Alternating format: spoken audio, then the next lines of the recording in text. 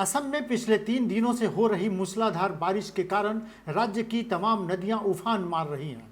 राज्य में मूसलाधार बारिश और बाढ़ ने कहर बरपाना शुरू कर दिया है।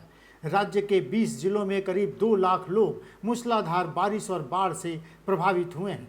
वहीं करीब 222 से ज़्यादा गांव बाढ़ में घिर गए हैं। पहाड़ों पर लगातार भूस्खलन के कारण आम जनजीवन अस्त व्यस्त हो गया है। खबर है कि बाढ़ और बारिश के कारण अब तक 8 लोगों की मौत हो चुकी है। असम का कछार जिला सबसे ज़्यादा प्रभावित है। सरकार का दावा है कि अब तक 33,000 लोगों को सुरक्षित कैंपों में पहुंचाया गया है। बारिश से सबसे ज़्यादा प्रभावित दीमा हसाओ जिले के पर्वतीय इलाके का संपर्क देश के शेष हिस्सों से टूट गया है। इसके अनुसार कछार जिले में बाढ़ से 3 लोगों की मौत हुई, जबकि इससे पहले भूस्खलन के कारण दीमा हसाओ में 3 लोगों की मौत हो गई थी। कई जगह सड़कें बह गई हैं तो रेल पटरियां पानी में डूब गई हैं।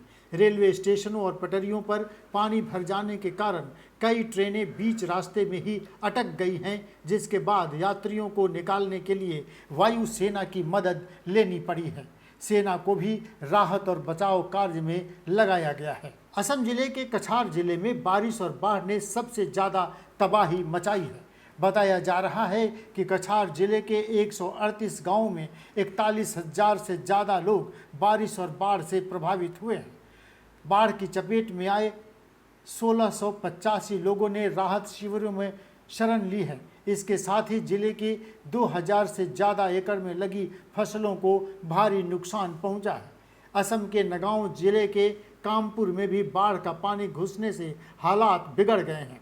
वहीं कोपती नदी का पानी भी खतरे के निशान से ऊपर बह रहा है। आलम यह है कि नदी का पानी 20 जुलाई 2004 के अपने उच्चतम स्तर 61.79 मीटर को भी पार कर गया है। हम जो तस्वीरें आपको दिखा रहे हैं ये असम के दीमा हसाओ जिले के हामलोंग स्टेशन की हैं।